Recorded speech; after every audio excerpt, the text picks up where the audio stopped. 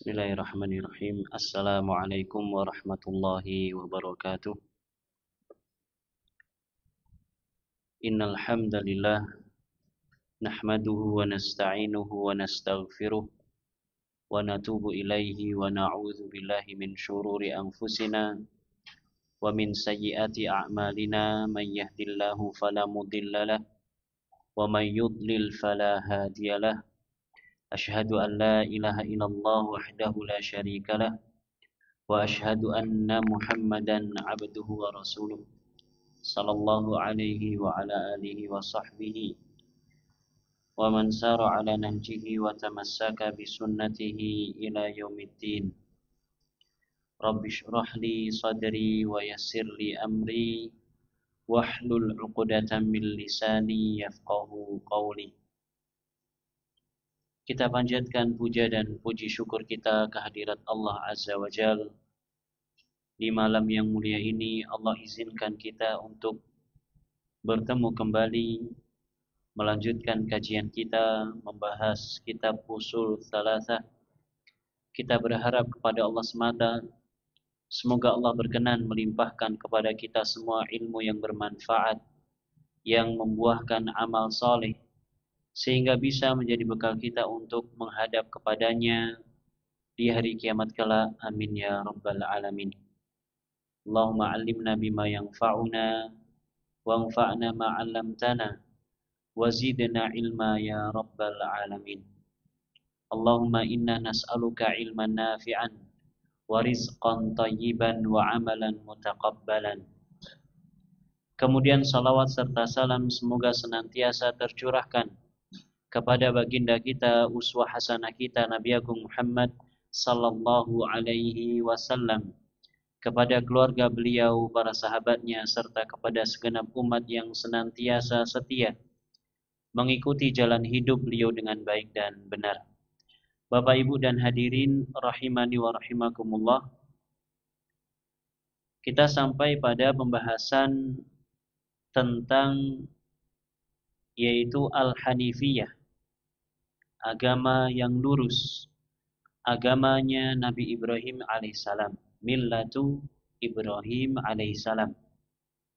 Definisinya sebagaimana disebutkan oleh penulis, annal hanifiyyata millata Ibrahim an ta'budallaha wahdahu mukhlishan lahuddin. Yang namanya agama yang hanif, agama yang lurus, yaitu agamanya Nabi Ibrahim, yaitu adalah engkau beribadah kepada Allah Subhanahu wa taala semata, mukhlishan, dengan cara yang ikhlas, secara ikhlas, lahuddin, hanya kepada Allah Subhanahu wa taala menunaikan seluruh amaliyah agama kita. Ini definisi daripada Al-Hanifiyah, atau yang biasa kita dengar dengan istilah Hanif. Maknanya adalah seseorang beribadah hanya kepada Allah semata. Dia tidak menduakan Allah Subhanahu wa taala di dalam beribadah. Dia hanya meniatkan, menfokuskan ibadahnya untuk Allah Subhanahu wa taala. Dia tidak melirik ke kanan ataupun ke kiri ketika beribadah. Dia pasang niatnya tulus karena Allah Subhanahu wa taala. Demikian pula ketika dia menjalankan agama Allah Subhanahu wa taala. Ketika menjalankan syariat Allah Subhanahu wa taala, maka niatnya adalah lurus karena Allah Subhanahu wa taala. Kemudian kita terhenti pada penjelasan penulis, yaitu wal hanifiyatu millatu Ibrahim alaihissalam hiya an ta'budallaha wa tuwahhidahu wahdahu duna ma siwahu. Agama yang hanif, agamanya Nabi Ibrahim alaihissalam, yaitu adalah engkau beribadah hanya kepada Allah semata. Engkau mentauhidkan Allah Subhanahu wa taala semata. Tidak ada yang kita tauhidkan, kita esakan, kita tunggalkan kecuali hanya Allah Subhanahu wa taala. Duna ma siwahu, bukan selain Allah Subhanahu wa taala. Artinya selain Allah, baik yang dipertuhankan ataupun yang tidak dipertuhankan, yang dianggap agung oleh manusia, yang dianggap besar oleh manusia, yang dianggap memiliki kekuatan-kekuatan tertentu oleh manusia, maka kita sama sekali tidak menganggap yang demikian itu benar. Kita hanya mentauhidkan Allah Subhanahu wa taala. Kita hanya yaitu mengikhlaskan keyakinan kita kepada Allah Subhanahu wa taala. Mukhlishan lahuddin, dengan mengikhlaskan seluruh agama hanya untuk Allah. Ay mufridan lahul ibadah, yaitu kita mengesahkan Allah Subhanahu wa taala di dalam beribadah.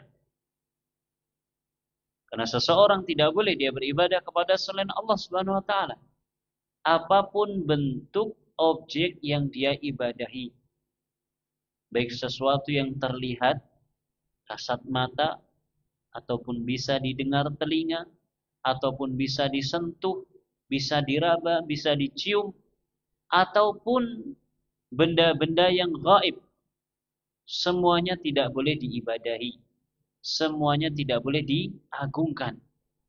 Terkadang seseorang dia mengagungkan sesuatu yang besar, dia mengagungkan matahari, dia mengagungkan galaksi-galaksi yang ada, dia mengagungkan kekuatan-kekuatan yang luar biasa besarnya.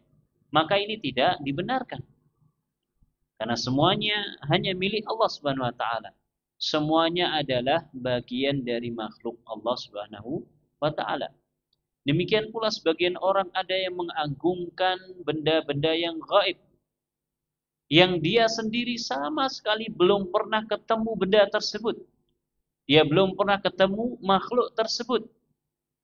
Dia mengagungkan jin.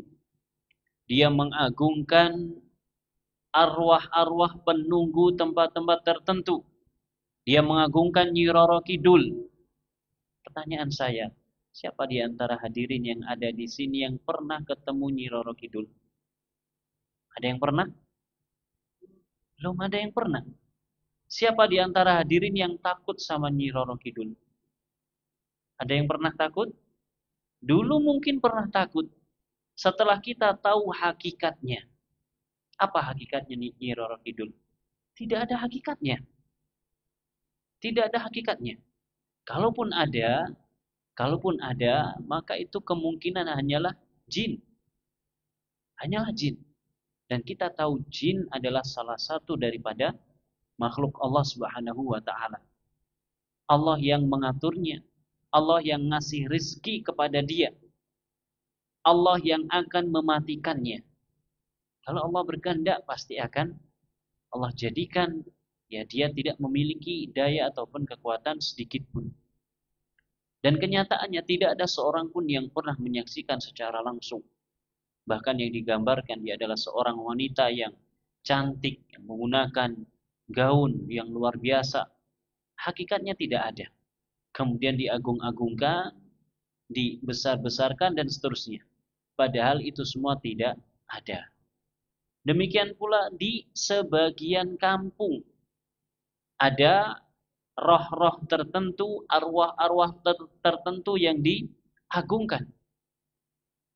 Ada. Dikasih sesaji di tanggal atau di malam 1 Suro, dikasih sesaji di malam 1 Rajab, Rajeban dan seterusnya. Ini semuanya tidak diperbolehkan oleh agama kita. Ini semua adalah bentuk peribadahan yang ditujukan kepada mereka. Padahal mereka adalah makhluk sama seperti kita. Padahal mereka adalah makhluk yang lemah sama seperti kita. Kenapa kita harus beribadah kepada mereka, mengagungkan mereka, memberikan sebagian kenikmatan yang Allah berikan kepada kita untuk mereka. Nas'alullah as-salamata wal afiyah. Dan ini merupakan bentuk peribadahan. Pengagungan terhadap makhluk-makhluk tersebut merupakan bentuk ibadah. Padahal ibadah tidak boleh ditujukan kepada selain Allah Subhanahu wa ta'ala. Mutabarri'an an ibadati man siwahu, mu'taqidan butlanaha, berlepas diri dari peribadahan yang dilakukan kepada selain Allah Subhanahu wa taala. Kita berlepas diri, kita cuci tangan. Yang kayak begituan saya enggak ikut-ikutan. Yang kayak begituan saya enggak meyakini. Sebagai seorang muslim sejati, seorang muwahhid ahli tauhid harus paham hal-hal yang semacam ini. Kita berlepas diri dari peribadahan, pengagungan yang ditujukan kepada selain Allah Subhanahu wa taala, mu'taqidan butlanaha, dan meyakini kebatilannya. Pengagungan kepada selain Allah, peribadahan yang ditujukan kepada selain Allah adalah batil. Ini harus kita yakini. Ini harus kita yakini. Wa bidzalika amaral anbiya. Dan yang demikian ini Allah Subhanahu wa taala perintahkan para nabi. Tinggal kita kembalikan kepada diri kita. Kita mau ngikuti para nabi atau ngikuti nenek moyang kita. Kalau kita ngikuti nenek moyang kita, apa bedanya kita dengan orang-orang kafir Quraisy yang menolak ajakan Nabi Muhammad SAW untuk beriman kepada beliau, beriman kepada risalah yang beliau bawa, beriman kepada wahdaniyatullah, kemahaesaan Allah Subhanahu wa taala. Apa bedanya kita dengan mereka? Kalau kita tidak mau, kita masih berat meninggalkan pengagungan peribadahan kepada selain Allah Subhanahu wa taala. Kalau kita mengikuti nabi, mengikuti para nabi, maka kita ikuti perintah Allah yang Allah tujukan kepada para nabi tersebut. Kata Allah Subhanahu wa taala, qala Allahu li nabiyyina Muhammadin sallallahu alaihi wasallam. Allah berfirman kepada nabi kita Muhammad sallallahu alaihi wasallam, qul inni umirtu an a'budallaha mukhlishan lahuddin. Katakanlah wahai Nabi kepada mereka, nyatakan wahai Nabi Muhammad SAW kepada mereka, sesungguhnya saya diperintahkan untuk beribadah hanya kepada Allah, mukhlishan, dengan mengikhlaskan, dengan memurnikan seluruh amaliyah agama saya kepada Allah Subhanahu wa taala. Ini perintah Allah kepada Nabi Sallallahu alaihi wasallam. Maka tinggal kita kembali kepada diri kita. Apakah kita mau mengikuti Nabi atau mengikuti nenek moyang kita? Mengikuti keyakinan yang berlaku, yang diyakini oleh masyarakat setempat kita. Kalau kita masih kekeh mengikuti keyakinan yang berlaku, yang diyakini oleh masyarakat setempat kita, padahal keyakinan tersebut salah, maka tidak ada bedanya kita dengan orang-orang kafir Quraisy. Bapak Ibu dan hadirin rahimani wa rahimakumullah. Orang-orang kafir Quraisy ketika akan beruntung dunia akhirat. Apa jawaban mereka? Aja'alal alihata ilaha wahida.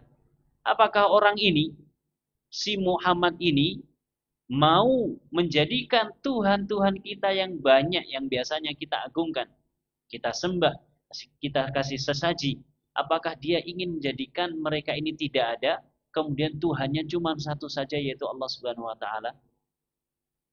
Mereka ini Bapak Ibu, ketika diajak untuk mengucapkan la ilaha illallah, mereka faham maknanya. Masa iya? Iya. Mereka jauh lebih paham dibandingkan kita. Pertama, mereka adalah orang Arab. Dan Arabnya Arab yang luar biasa. Arab dari Quraisy. Arab dari Quraisy.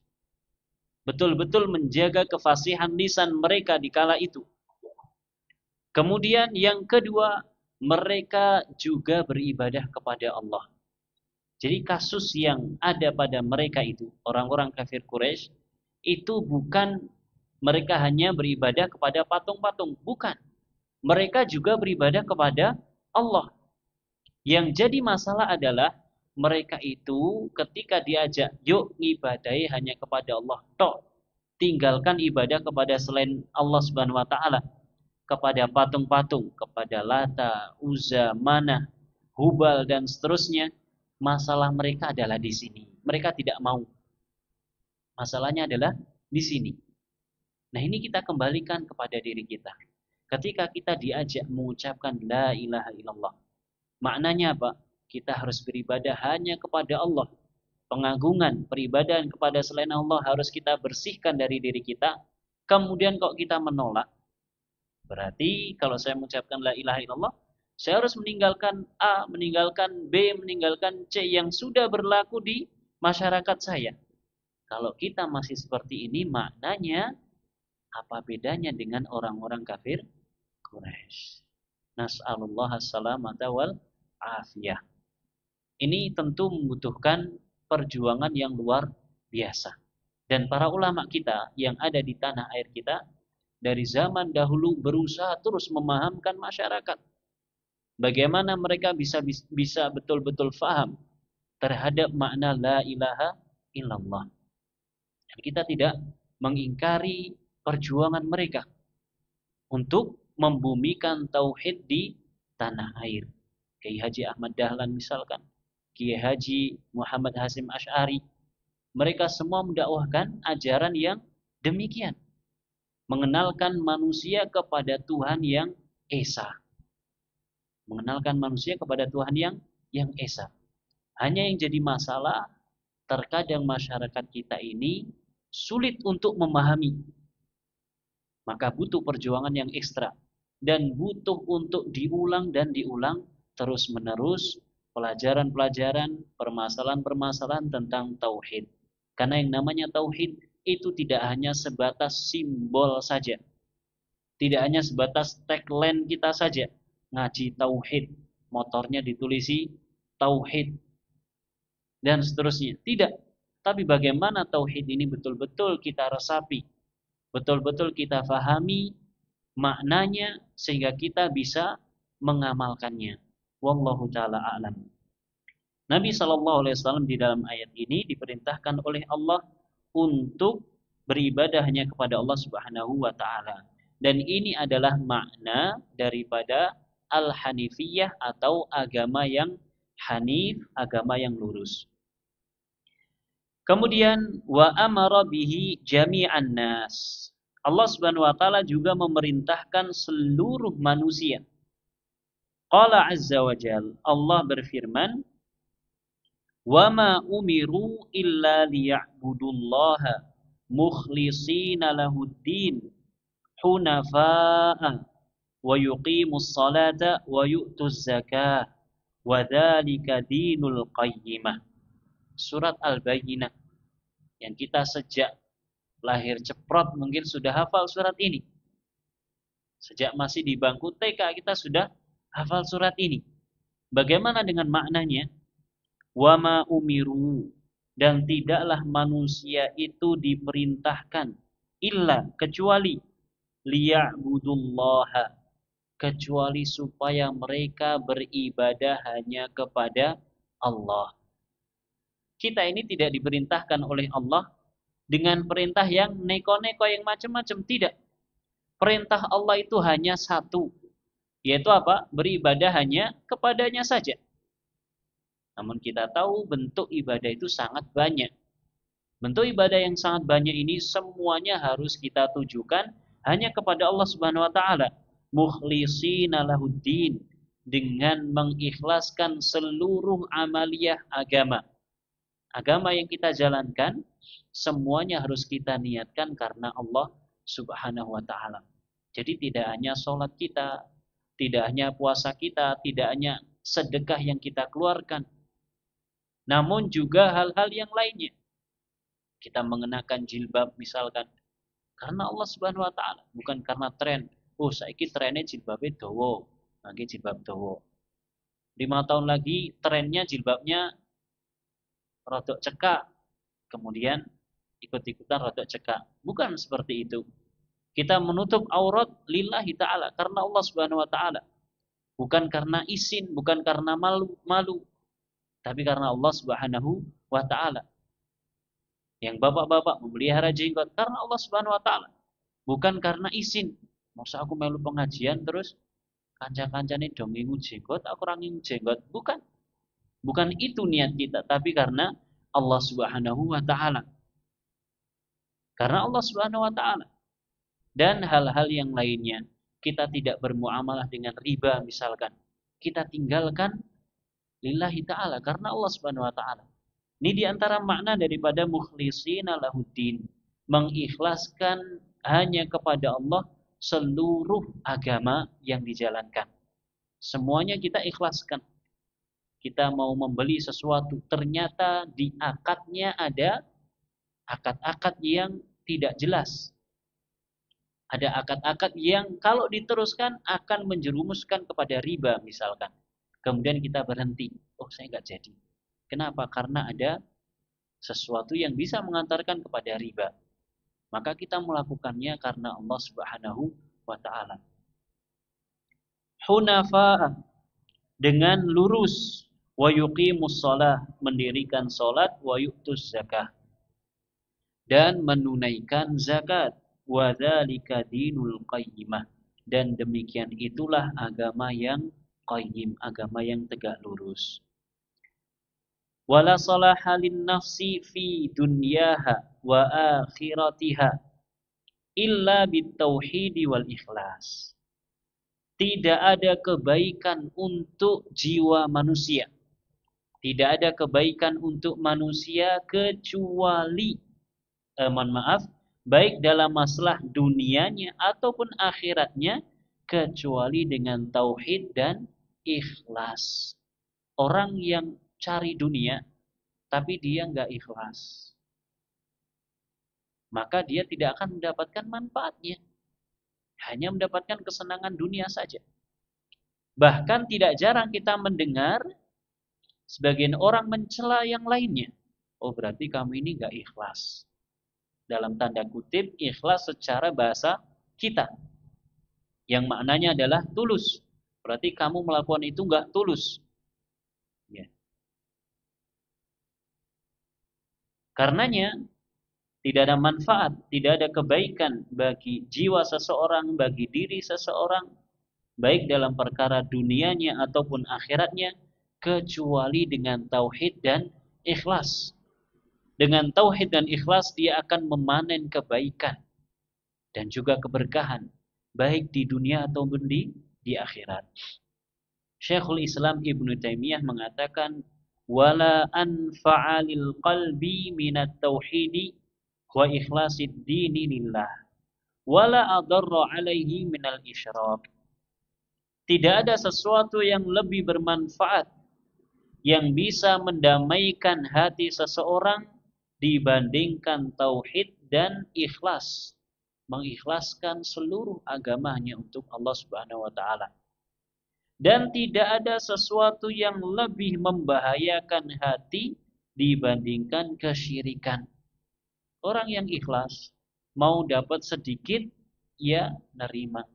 Orang yang bertauhid, rezekinya seret, ya nerima. Berbeda dengan orang yang di dalam hatinya terdapat kesyirikan. Di dalam hatinya terdapat hal-hal yang lain. Dia menduakan Allah Subhanahu wa taala. Dia meyakini ada zat-zat tertentu, ada faktor-faktor tertentu yang memiliki andil. Ada kekuatan-kekuatan tertentu yang bisa memiliki pengaruh pada dirinya. Kekuatan selain Allah Subhanahu wa taala. Sehingga terkumpul dalam hatinya kesyirikan. Maka tatkala Allah uji dia dengan kesulitan, dia akan merasakan kesempitan. Saya pernah safar dengan masih keluarga jauh. Saya tidak tahu awalnya kalau dia itu adalah orang yang gemar dengan hal-hal yang berbau kesyirikan. Kemudian kita singgah di suatu tempat, kemudian kata dia, saya merasa ada makhluk besar di daerah sini. Sok tahu. Kata dia semacam itu. Kemudian dia merogoh kantongnya, ternyata benda yang biasa dia bawa ketinggalan. Kira-kira gimana? Khawatirnya luar biasa. Khawatirnya luar biasa. Duh, keri. Dan apa tuh Pak sing keri? Jimatku keri. Subhanallah. Jimat keri bingung. Setelah itu ya buru-buru kita supaya kita cepat pulang. Rombongan tersebut cepat pulang. Kenapa? Karena jimatnya ketinggalan. Ini orang yang meyakini selain Allah Subhanahu wa taala bisa memberikan manfaat. Adapun kita, walhamdulillah, orang yang berusaha untuk melepaskan diri dari ketergantungan kepada selain Allah, mau jimat keri orang di jimat, mau ke utara, mau ke selatan, mau ke barat, mau ke timur, tawakalna ala Allah. Kita bertawakal kepada Allah Subhanahu wa taala. Kita lakukan sebab-sebab yang bisa mendatangkan perlindungan dari Allah Subhanahu wa taala. Kemudian setelahnya kita bertawakal, kita pasrahkan kepada Allah Subhanahu wa taala. Beda dengan mereka yang meyakini adanya kekuatan-kekuatan tertentu yang bisa bermanfaat. Padahal kekuatan tersebut adalah kekuatan yang tidak bisa diandalkan. Mereka sendiri lemah. Mereka sendiri lemah. Buktinya ketinggalan nggak bisa nyusul. Nggak bisa nyusul, Pak. Bukan sakit nyusul. Kudune kan di calling, kemudian datang ke sini. Nggak bisa datang. Dia sendiri lemah. Nas'alullah as-salamu wal afiyah. Maka orang yang di dalam hatinya terdapat kesyirikan, meyakini selain Allah bisa memberikan manfaat, contohnya, maka ini akan mendatangkan madarat kepada dirinya sendiri. Wa bidzalika ay bil ibadatil khalisati lillahi amarallahu jami'an nasi min dzakarin wa untha. Dan dengan itu semua, yaitu dengan beribadah kepada Allah secara ikhlas, Allah Subhanahu wa taala memerintahkan seluruh manusia, baik laki-laki maupun perempuan, tanpa terkecuali. Semua manusia mendapatkan perintah, mendapatkan kewajiban dari Allah untuk beribadah hanya kepada Allah Subhanahu wa taala. Mentauhidkan Allah Subhanahu wa taala. Oke, bagaimana dengan orang-orang yang tidak mau masuk Islam? Apakah mereka juga mendapatkan perintah ini? Jawabannya iya. Mereka juga wajib untuk beribadah hanya kepada Allah. Terus bagaimana nasib mereka? Apakah mereka diberikan uzur karena tidak mau masuk Islam? Karena mereka tinggal di negeri yang mayoritasnya non-muslim. Jawabannya untuk sekarang ini tidak ada uzur. Semua masyarakat dunia ini mendengar dan mengenal tentang Islam. Semuanya mendengar dan mengenal Islam. Bahkan di pelosok-pelosok yang mungkin sulit untuk dijangkau, mereka pasti mendengar Islam. Kenapa mereka tidak mau mencari tahu tentang Islam? Sehingga mereka masuk Islam, kemudian diselamatkan oleh Allah Subhanahu wa ta'ala. Mereka mendapatkan kewajiban dari Allah untuk masuk Islam. Setelah mereka masuk Islam, mereka harus beribadah hanya kepada Allah Subhanahu wa taala sebagaimana kita. Karenanya Bapak Ibu rahimani wa rahimakumullah, di hari kiamat kelak orang-orang kafir akan diazab oleh Allah Subhanahu wa taala disebabkan karena tidak mendirikan sholat.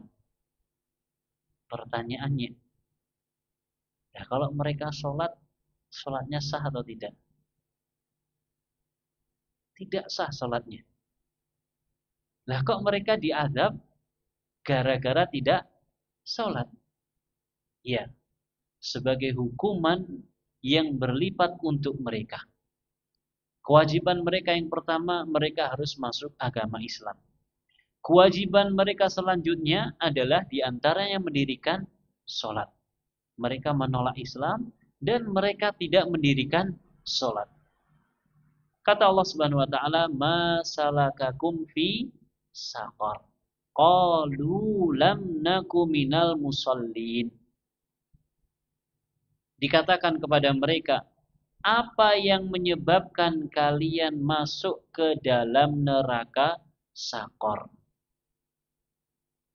Jawaban mereka, lam naku minal musallin. Dulu kami tidak termasuk golongan orang-orang yang sholat.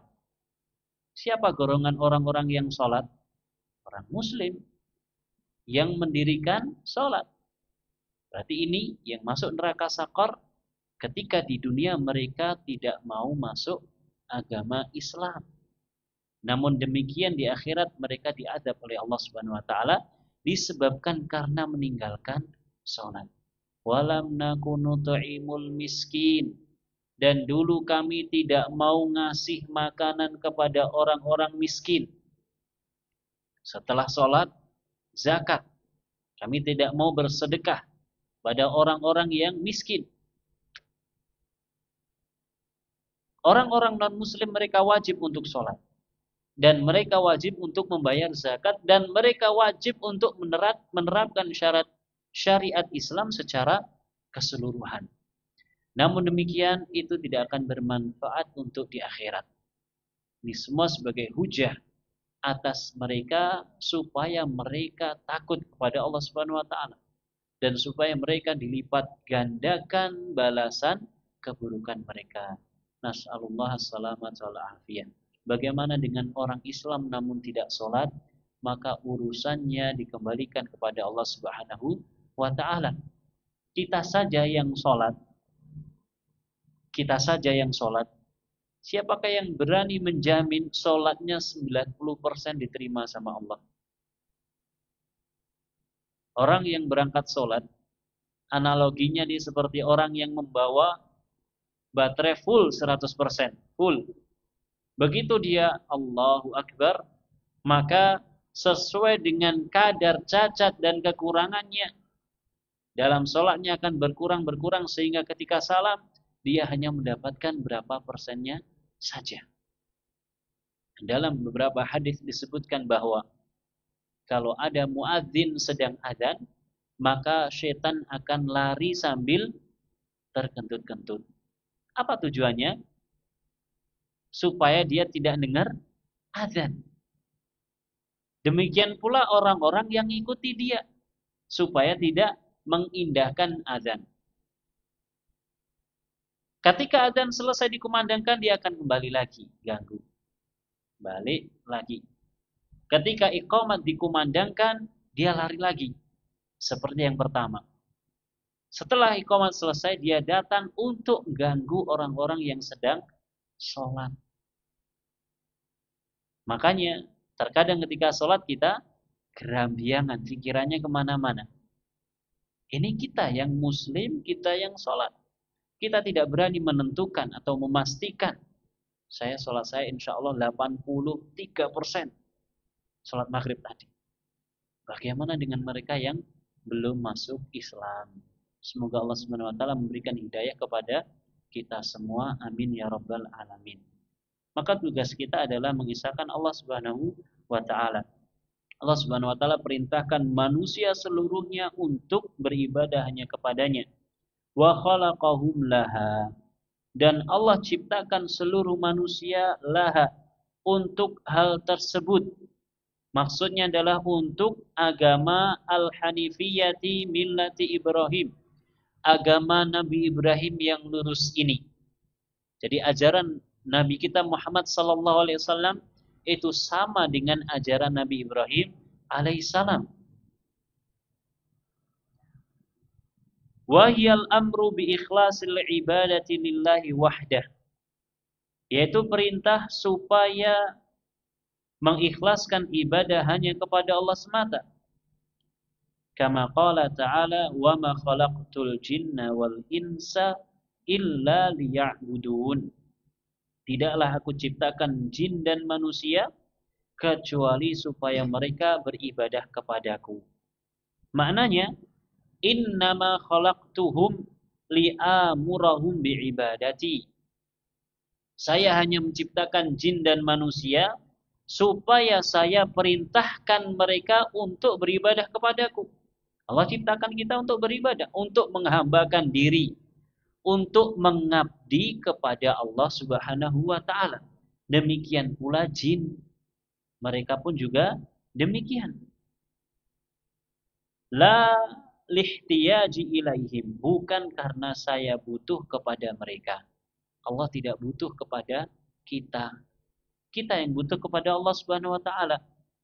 Wa ma'na ya'budun, makna daripada ya'budun, supaya mereka beribadah kepadaku, yaitu adalah yuwahidun, supaya mereka, kita semua ini, jin dan manusia, mentauhidkan Allah Subhanahu wa taala. Karena ibadah tanpa tauhid, ibadah tanpa pengesaan Allah itu percuma. Kita beribadah, tapi niat kita masih ngalor ngidul, masih ke kanan ke kiri. Kita sholat misalkan, lirik kanan kita ternyata fulan, kiri kita ternyata fulan. Kemudian niat kita berubah, terpengaruh. Ini nggak ada manfaatnya. Allah menciptakan kita dan jin supaya kita beribadah kepadanya semata. Maknanya kita mentauhidkan Allah Subhanahu wa taala di dalam beribadah. Wa yufriduhu fi jami'i al-ibadat.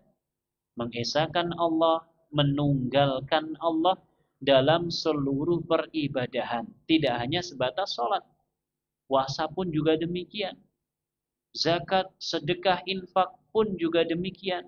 Haji juga demikian. Semua ibadah harus kita tunaikan lillahi ta'ala, karena Allah Subhanahu wa ta'ala. Wa fi qasdil qalbi biha, dan demikian pula dalam niat hati. Niat hati kita itu harus karena Allah Subhanahu wa ta'ala. Bapak Ibu dan hadirin rahimani wa rahimakumullah. Nabi kita Muhammad sallallahu alaihi wasallam, tatkala beliau mulai dirundung keputusasaan daripada penolakan orang-orang kafir Quraisy, ditambah lagi istri beliau tercinta Khadijah radhiyallahu anha wafat, ditambah lagi paman beliau Abu Talib yang dia senantiasa memberikan penjagaan dan dukungan kepada Nabi sallallahu alaihi wasallam pun juga meninggal dalam keadaan tidak masuk Islam. Maka Nabi sallallahu alaihi wasallam berniat untuk mengembangkan dakwah Islam ke daerah Taif, ke negeri Taif, yang terletak kurang lebih 100 kilo dari kota Mekah. Namun demikian ketika sampai Taif, sebagaimana kita sampaikan, Nabi ditolak. Kemudian Nabi diusir, dilempari oleh anak kecil dan budak-budak. Kemudian Nabi SAW singgah di satu kebun. Di situ Nabi SAW disuguhi anggur. Sebelum makan beliau membaca Bismillah. Maka si budak yang mendengar doa Nabi SAW sebelum makan, Bismillah, maka dia terheran dan meminta Nabi untuk mengulangi kembali. Apa yang tadi engkau baca? Bismillah, dengan menyebut nama Allah. Maka budak ini penasaran. Kamu berasal dari mana? Saya orang Mekah. Lah kamu? Saya orang daerah Babilonia, daerah Irak. Maka Nabi mengatakan, oh itu daerahnya Yunus bin Matta, Nabi Yunus alaihissalam. Maka budak ini tambah heran. Dari mana engkau tahu saya dari daerahnya Nabi Yunus? Iya, karena Yunus adalah saudara saya. Maka, loh, kok kamu saudaranya? Kok kamu saudaranya? Kata Nabi SAW, iya, karena saya adalah utusan Allah Subhanahu wa ta'ala. Sehingga budak tersebut masuk Islam. Singkat cerita, Nabi SAW kemudian membaca beberapa ayat di perjalanan pulang beliau dari Taif ke Mekah. Di tengah-tengah perjalanan, ternyata ada sekelompok jin yang mendengar bacaan Nabi Sallallahu Alaihi Wasallam. Mereka mendengar Nabi membaca Al-Quran. Allah abadikan di dalam surat Al-Jin atau Al-Ahqaf. Seingat saya dalam peristiwa ini dalam surat Al-Ahqaf. Wa id sarafna ilaika nafaran minal jinni faqalu inna sami'na qur'anan ajaba. Ingatlah ketika kami palingkan kepada engkau wahai Nabi beberapa kelompok jin yang mendengar engkau sedang membaca Al-Quran. Lalu mereka mengatakan sesungguhnya kami mendengar bacaan yang luar biasa. Kemudian mereka semakin menyimak Nabi Sallallahu Alaihi Wasallam. Kemudian mereka menyatakan keislaman mereka. Yang saya maksudkan Bapak Ibu, terkadang tanpa kita sadari, kita yang sedang membaca Al-Quran, melantunkan Al-Quran dengan baik, dengan tartil, bukan hanya kejar setoran, tapi dengan tartil, dengan suara yang indah. Terkadang akan ada sebagian dari bangsa jin yang menyimak kita. Dan mungkin ada di antara mereka yang masih non-muslim. Dengan sebab mereka mendengar lantunan bacaan Quran kita, kemudian mereka menyatakan keislaman. Pertanyaannya, pernah nggak kita mensyahadati orang untuk masuk Islam? Nanti nama dereng. Dereng nanti. Barangkali itu akan menjadi sebab kita menjadikan jin-jin yang ada di sekitar kita itu menjadi mu'alaf. Maka dari sini perbanyak membaca Al-Quran dengan tartil, perlahan-perlahan, dengan harapan akan ada saudara-saudara kita dari kalangan bangsa jin yang akan masuk Islam, atau mereka yang sudah muslim akan semakin kuat keimanannya. Ini akan menjadi pahala jariah kita. Ini akan menjadi pahala jariah kita. Kita mendakwahi mereka. Dan subhanallah, ya, Nabi SAW ya, dikisahkan beliau semacam itu. Sehingga jin-jin tersebut pada akhirnya masuk Islam, kemudian kembali ke perkampungannya mendakwahi masyarakat yang ada di kampungnya. Silakan dicek di akhir-akhir daripada surat Al-Ahqaf, demikian pula surat Al-Jin secara keseluruhan berkaitan dengan kisah yaitu para jin yang masuk Islam dan bagaimana dahulu mereka dulu pernah ngibulin manusia. Wallahu taala alam.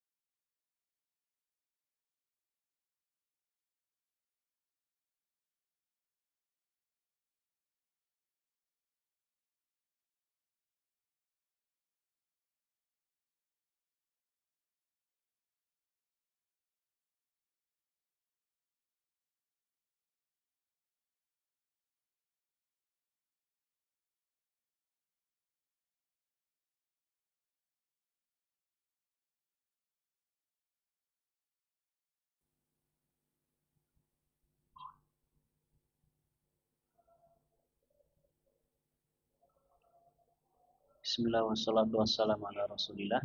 Kita lanjutkan sejenak.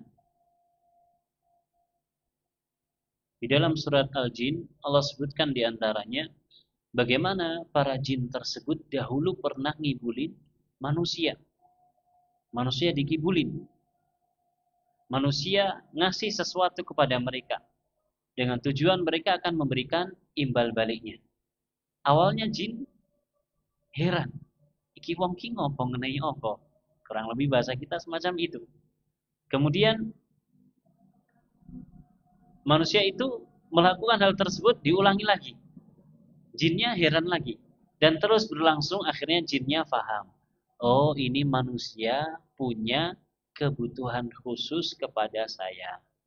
Makanya dia ngasih sesuatu untuk saya. Oke deh, saya akan kerjakan. Maka dia kerjakan, kemudian diberikan keinginan manusia tersebut. Terus berlangsung. Dan ini Allah abadikan di dalam surat Al-Jin kalau tidak salah. Bagaimana dahulu mereka meminta perlindungan kepada jin, meminta hajat-hajat kepada jin, maka jin tersebut justru menambahkan dosa kepada manusia.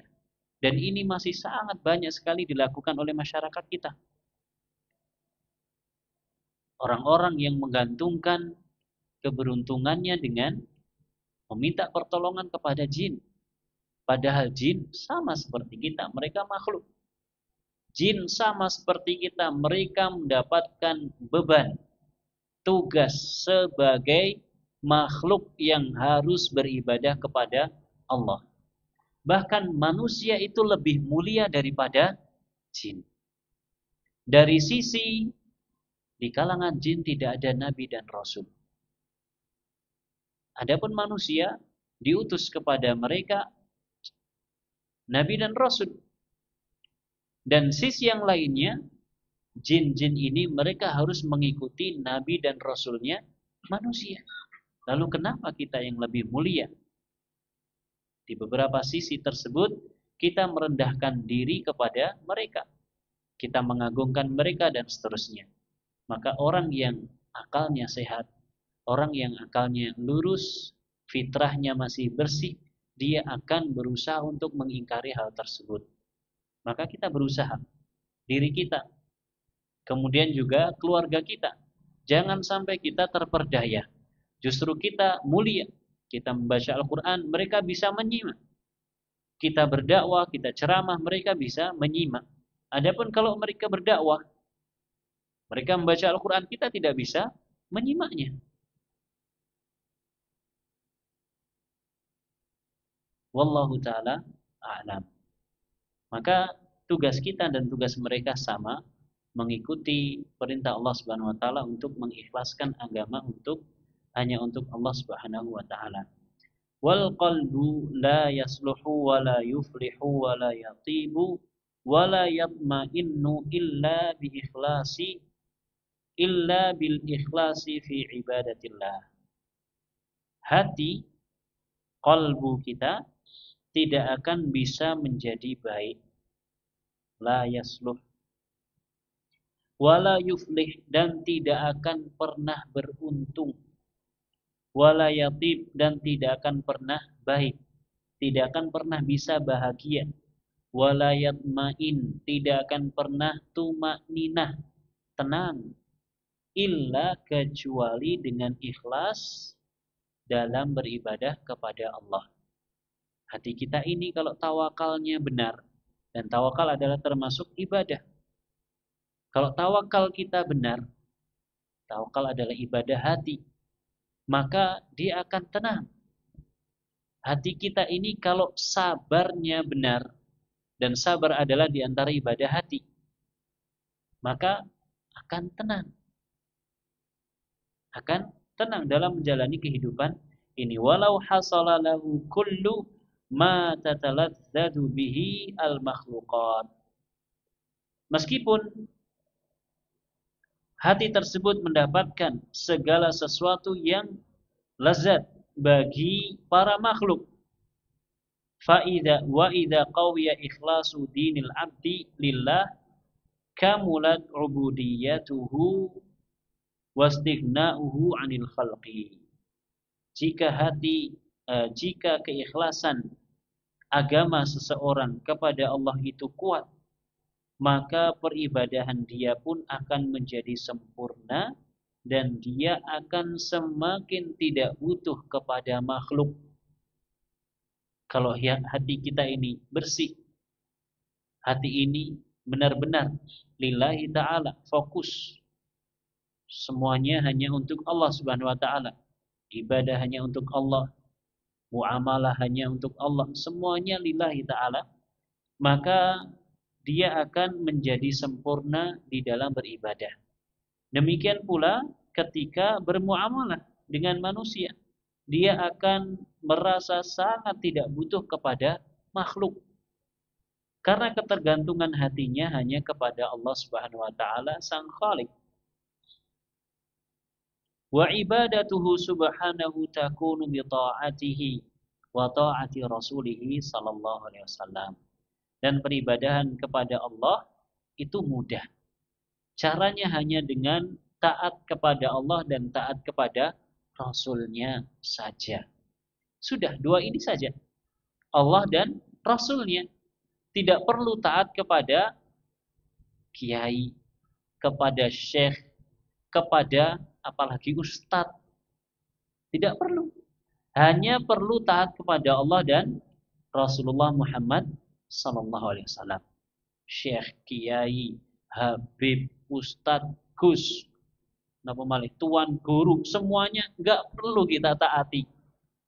Kalau mereka menyelisih Allah dan Rasulnya. Ibadah kepada Allah hanya dengan taat kepada Allah dan Rasulnya sallallahu alaihi wasallam. Imam Ibn Taimiyah mengatakan waman tadabbara ahwalal alam wajada kulla salahin fil ardi fasababuhu tauhidullahi wa ibadatuhu wa ta'atu rasulih.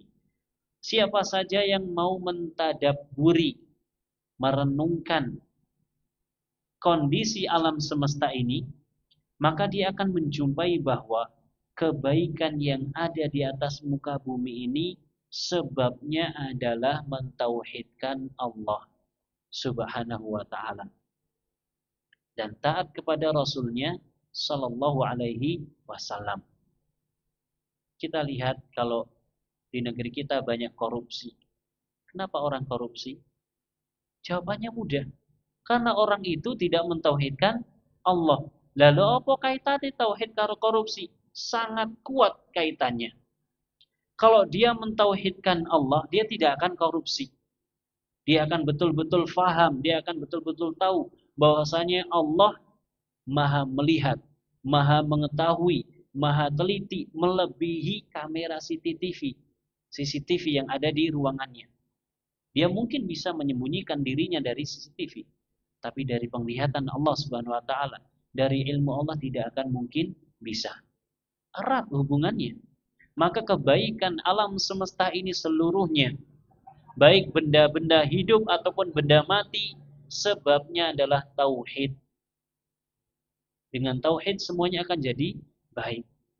Wa kullu syarrin fil alam wa fitnatin wa bala'in wa qahtin wa tasliti aduwin wa ghairi dzalika fasababuhu mukhalafatur rasuli wa da'watu ila ghairillah. Sebaliknya, keburukan yang menimpa alam semesta ini, fitnah, bala, ujian, paceklik, kemudian musuh bisa menguasai, semuanya sebabnya adalah menyelisihi Rasulullah sallallahu alaihi wasallam dan berdoa kepada selain Allah. Sebabnya adalah kesyirikan. Orang berani korupsi. Kenapa? Karena menganggap remeh Allah Subhanahu wa ta'ala. Menganggap remeh kemaha perkasaan Allah Subhanahu wa ta'ala. Menganggap remeh kemaha menglihatannya Allah Subhanahu wa ta'ala. Menganggap remeh ilmu Allah Subhanahu wa ta'ala. Dan ini adalah kesyirikan. Lawan daripada tauhid. Wa man tadabbara hadha haqqa tadabburi wajada hadzal amra kull kadzalika fi khassati nafsihi. Dan jika dia merenungkan kembali, maka dia pun bisa meresapi apa yang ada pada dirinya. Wa fi ghairihi umuman wa khususan, dan pada selainnya. Wallahu taala a'lam bis-shawab. Bapak Ibu dan hadirin rahimani wa rahimakumullah, barangkali ini yang bisa kita baca, mudah-mudahan bermanfaat dan bisa kita fahami, kita resapi, kita amalkan sehingga kita semakin takut kepada Allah Subhanahu wa taala. Kita cukupkan dengan membaca doa kafaratul majlis. Subhanakallahumma wa bihamdika asyhadu an la ilaha illa anta astaghfiruka wa atubu ilaik. Wa sallallahu ala nabiyyina Muhammad wa ala alihi wa sahbihi wa sallama tasliman katsira. Wassalamualaikum warahmatullahi wabarakatuh.